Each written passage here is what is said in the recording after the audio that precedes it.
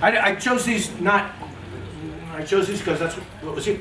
I normally use Dolan. Dolan is a little bit winey. Dolan is a vermouth that has its own AOC in southwestern France, very near the border where if you go across you come to Torino and the places where they make vermouth in Italy. But it's a very winey, very, don't eat rye berries when you're trying to talk, it's really stupid. So it's not spicy at all, Dolan, and that's why I use it for this tasting. But it's very winey and very delicate and very floral. It was the most popular vermouth in the 1880s and 90s in America. In the era of the Manhattan. Maybe for that reason. But these are also, actually this is very low in spice, and this is very low in spice too. The other Italians get more and more spicy as you get into the Carpano range and all that stuff. So it still works. It's just still fine for our purposes. So let's taste this 8-3-2, almost perfect, imperfect Manhattan. And if you want to spit, that's up to you. I generally do spit, but I didn't get a cup. I think I'll borrow somebody else. Spitting is good if I think I would spit just for the tasting and then go back and drink it later. So we go through the tasting and then you. Now this is the way I'd like you to do it. Swirling, we've already done it. Normally you wouldn't swirl alcohol because when you swirl high proof alcohol as opposed to wine, you bring all the alcohol right to the top right away, and as soon as you go like that, it's like. So you don't want to do that. You don't swirl it, you just stick your nose right there, and then the character will come out rather than all the alcohol. But we've already swirled it because we wanted to mix up the bitters. So the first taste is mouthwash. Those of you who've been to the Doug Frost Steve Olson School of Wine and Spirits Tasting, yes, raise your hand. First taste is mouthwash, second taste is the actual thing. And we'll do that for each one so that we clear out the last with that first taste, and then we present the real flavor of the existing drink on the second taste, on our tongue. Okay, here we go. Really mouthwash, get it out. Now let's go in again. Hold it in your mouth. Let some air come across to your olfactory sensory area by blowing through your nose. Here we go.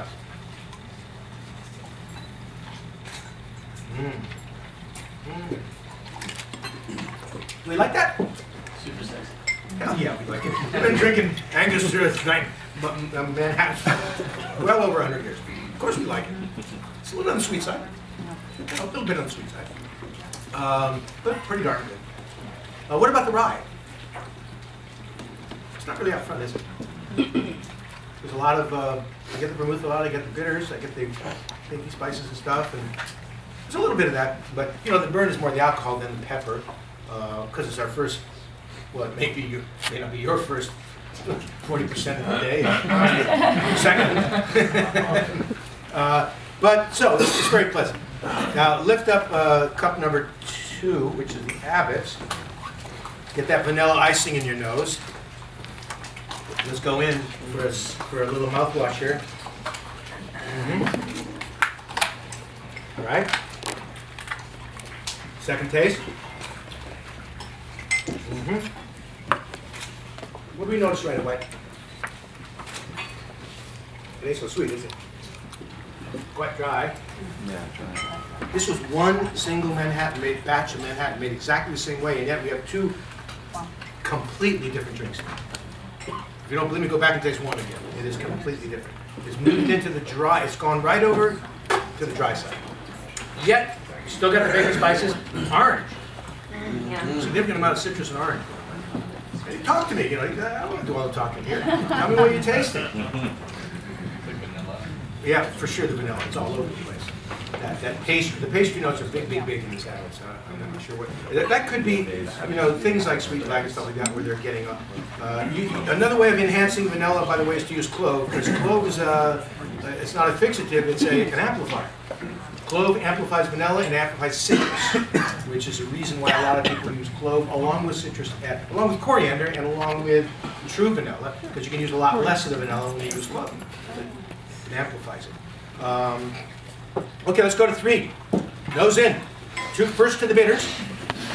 Remember that licorice note and all that baking spices and the other wonderful things that are happening. It's very complex. And now nose in here. You can get it. You can still get the little bit of licorice. Let's give it a little mouthwash. And then in again.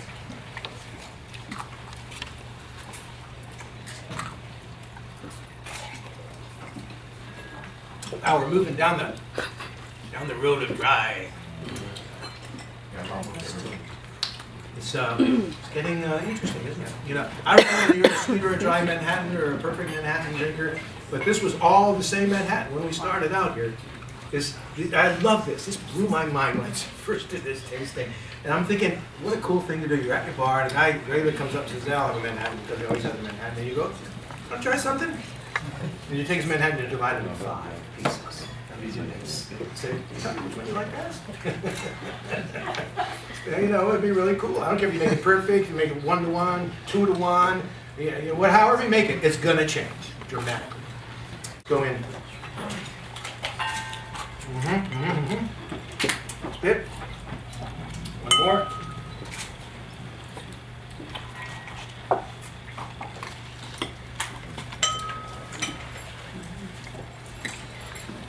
What do we think? Everybody, oh my God, that's dry. What? Yeah. There's less green things happening.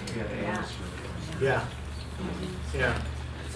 I think if you were looking for a truly dry, almost herbal style of Manhattan, you just found it. You know what I mean? I never intended this to be a Manhattan Bitters, but I'm kind of enjoying it in Manhattan. I intended it to be a tiki bitters. I intended it to be a bitters to use straight in spirits like cognac, whiskey, even certain oily vodkas, gin, like in the pink gin. I intended it to be used in a lot of different ways, but I never thought about it as a Manhattan bitters until I started enjoying it in my Manhattans. You know, I said, well, yeah, it's a different kind of Manhattan, and I like it. You know, let's go to Joe's Manhattan. Pick up the Red Hots and put that in your nose. And here we go.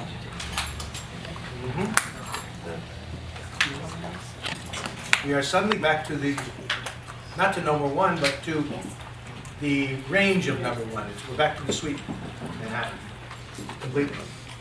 And again, now we've lost that pepper. That rye peppers, middle of the tongue thing that we had with the other 3. And now we're going back to baking spices, a little bit of a sweet finish, and somehow the vermouth seems to be more prominent in the sweeter Manhattans, even though they were all made the same. You know, it's really crazy. David Wondrich found this wonderful thing in the Chicago Tribune from 1884, the first year the Manhattan appeared in print, quoting a local bartender, and you'll understand the quote later when we get to the actual recipes. He chimed in, "Oh, Manhattan cocktails, they're very much in demand at my bar. I introduced them some time ago. They've become quite popular. They're made of vermouth and gin." So here's the O.H. Byron, and maybe now we'll figure out why. I wish I had printed the whole page, because down at the bottom there was something else. This book didn't survive because it was written on acid paper. There may be 3 or 4 in the world, probably. But the cover did survive. It's fucking beautiful. It was done on much better paper. Manhattan number 1, a small wine glass, which is 2 ounces, a pony, which is 1 ounce, a half a pony, which is a half ounce. So look at this. 2-to-1 vermouth to whiskey. Whoops. 3 or 4 dashes of Angostura, 3 dashes of gum syrup. They like stuff sweet. Manhattan number 2, 2 dashes of curacao, you know, different sweetener. That was the go-to sweetener before gum and other stuff, because it was readily available. The Dutch were already making it. Angostura bitters, wine glass, 1 ounce, so it's equal parts, getting better. Fine as ice, stir well, and strain into a cocktail. This was the first actual printed version. Now, right below this was a little note, and it said, for the martini cocktail, substitute gin for whiskey. So I know that the Chicago bartender saw the book but forgot about the other parts. Just remember, substitute gin for whiskey. Oh, the Manhattan's a gin drink, right? Now, this is the page. And actually it was for the Martinez. Substitute gin for whiskey. Martinez, the grandfather of the Martinez. And that is the actual page from the original book. Because somebody did have it that I knew, and that was Brian Ray. Anybody know who Brian Ray is? Yeah. Brian Ray was the head bartender of the 21 Club in the 50s. He's still alive. He's up in the mountains of Sierra Nevada. Outside of Sacramento. Yeah. Yeah, the lovely people. His wife worked for the actor, what was the actor? Just James Garner. His wife was James Garner's assistant for 40 years. Wonderful people. So here we are, the Manhattan Cocktail from Jerry Thomas, 1887, because it was not in the 1862 edition. Jerry Thomas died in 1886, so this was posthumous here. 2 dashes of Curacao or maraschino, interchangeable, of course. So 1 ounce to 2 ounces. Again, we're back to 1 whiskey, 2 vermouth, 3 dashes of Boker's, 2 lumps of ice. Shit. Oh my God, the father of the profession? What the hell is that all about? I'm shocked. Well, he was dead. He wasn't around to proofread this manuscript, so they shook that man down.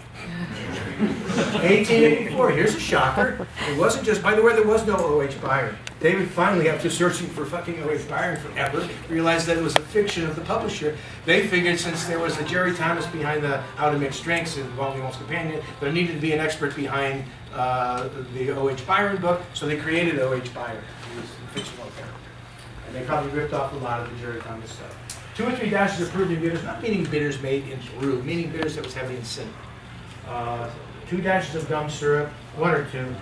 Half a wine glass, 1 ounce. Half a wine glass back to 1 to 1. 3/4 full of fine shaved ice mixed well. Thank you, George. 1884. Shocker, huh? This is how my stuff is made. It's macerated for 30 days, about 15 more days than most people do. It begins as 96% neutral spirit made from beets.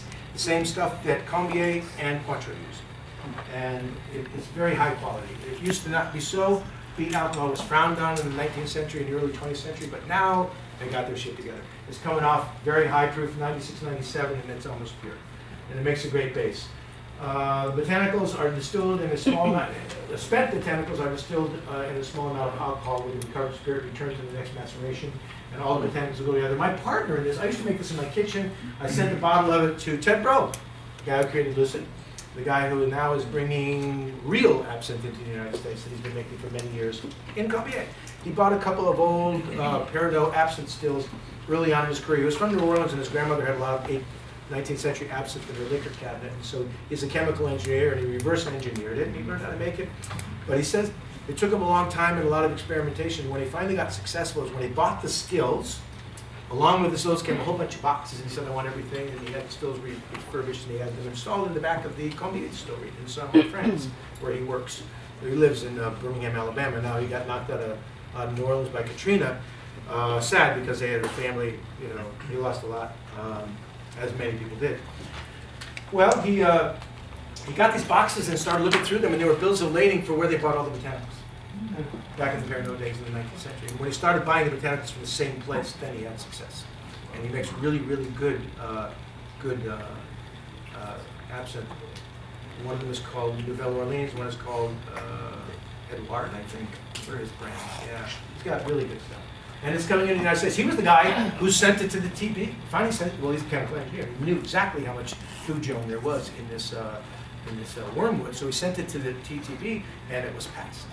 He knew it would, because if they did the proper analysis, they would find out that there was a very low threshold of fugone. And so they sent back, and he broke the ice for real absinthe in the United States.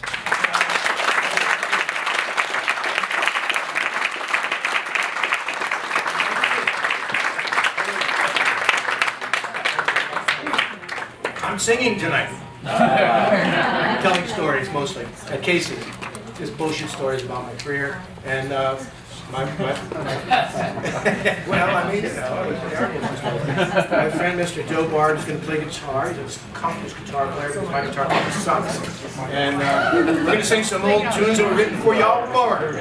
And tell some nice stories. It's sold out yet, but you can check downstairs, I think. Yeah, check downstairs. Casey's at 6:30. It's co-presented by Golden State and Museum of the American Cocktail. Check downstairs, see that there's still Join the some. Museum of the American Art. We're back. We got a new building in New Orleans. We just opened. Go ahead.